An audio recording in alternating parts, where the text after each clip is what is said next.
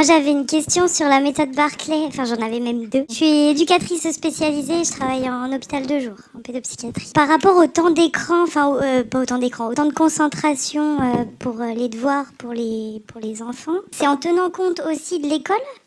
Oui, c'est sur la journée, ouais. Ah oui, donc... Donc oui, c'est hyper restreint par rapport... En général, c'est ça, la réaction des parents, c'est « Ah, oui, quand même ». Bah oui, c'est hyper restreint et du coup, il faut vraiment avoir ça en tête pour se dire, bah, en fin de journée, ils sont cramés.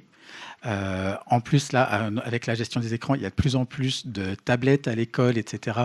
On revient un petit peu dessus, mais quand même. Donc, les enfants sont beaucoup moins dispo quand ils rentrent à la maison. Si jamais, en plus, ils ont eu du périsco et tout ça, c'est compliqué. Et juste par rapport à ce qu'on peut proposer aux adolescents, c'est vraiment pas recommandé du tout? C'est pas que c'est pas recommandé en tant que tel, c'est que pour l'instant, on n'a pas d'études qui nous disent c'est bien, c'est pas bien.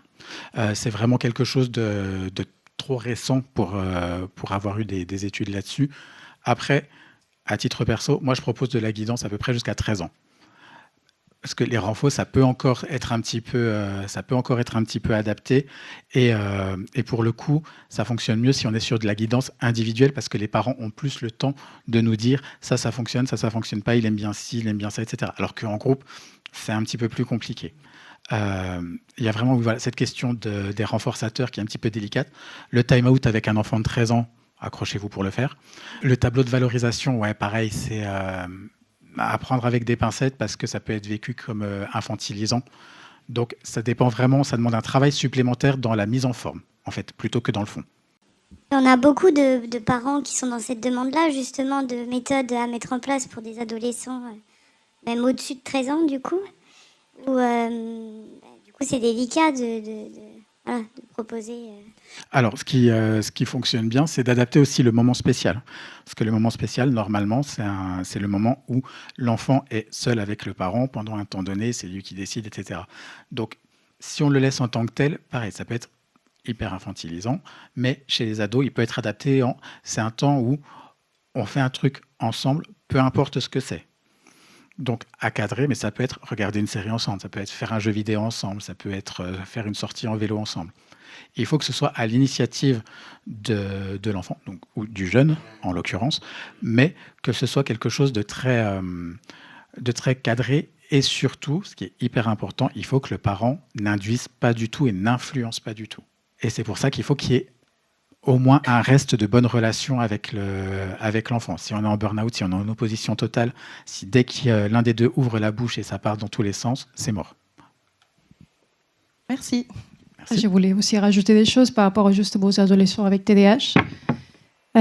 Donc, à part la méthode Barclay aussi, il y a ses limites jusqu'à l'âge de 13 ans. Donc, ce qui dit aujourd'hui la littérature par rapport aux prises en charge efficaces, déjà, c'est les traitements médicamenteux. Ok, donc là, effectivement, sur la sévérité, donc si on a des grandes sévérités de symptômes, donc c'est recommandé en première instance, donc les méthylphénidates ou la Ritaline, que c'est les traitements qui sont recommandés.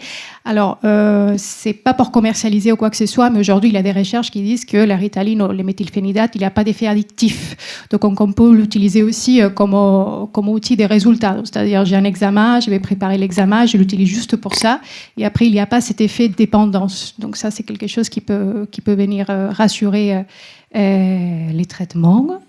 Après, donc, comme on disait, il y a les programmes d'accompagnement parental, donc notamment la méthode Barclay aussi. Il y a les approches collaboratives, c'est des approches qui se développent, qui viennent du Canada.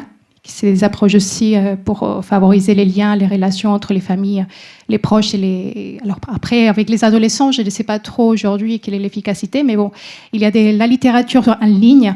Notamment, il y a un article que vous pouvez télécharger sur les cairns, sur les approches collaboratives. Moi, je dirais aussi tout ce qui est psychoéducation, donc effectivement apprendre à vivre avec les TDAH, qui est très important. Et après, il y a des choses complémentaires et que je disais ce matin justement à Monica aussi, qui a demandé comment faire avec un TDAH adulte.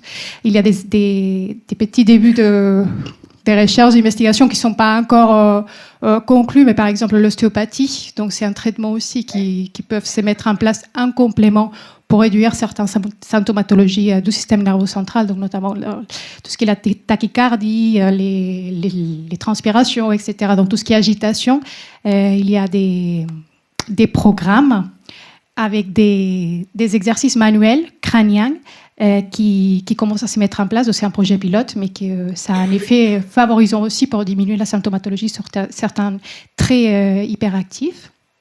Et après, il y a tout ce qui est neurofeedback. Donc, le neurofeedback aussi, c'est très à la mode. C'est quelque chose qui est un complément. Là, Barclay, c'est vraiment le plus recommandé. Mais voilà, le neurofeedback.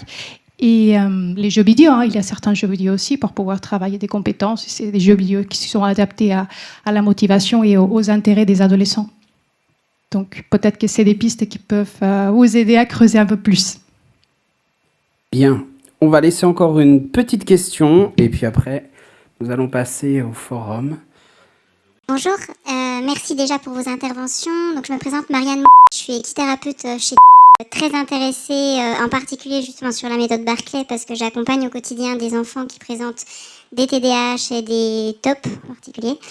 Et du coup, moi, ma question, j'ai bien entendu que vous étiez sur Besançon et sur Rio. Moi, j'interviens sur le Doubs, territoire de Belfort, enfin tous ces espaces-là. Est-ce que vous faites également, c'est en visio que vous accueillez, c'est en concret sur rendez-vous? Comment ça se passe concrètement pour que moi, je puisse aussi faire relais et voir comment je peux vous envoyer du monde parce qu'il y en a besoin? Alors, moi, je préfère le présentiel parce que au niveau de la communication non verbale aussi, il se passe énormément de choses et donc ça me permet d'aller creuser. Après, ça dépend vraiment des disponibilités des parents. Voilà, comme je vous dis, il y a pas de supériorité du présentiel sur le distanciel, donc c'est vraiment dépendant. Et donc moi je suis psychomote, on est plusieurs psychomotriciens et il y a d'autres neuropsys aussi qui sont formés un petit peu sur la région.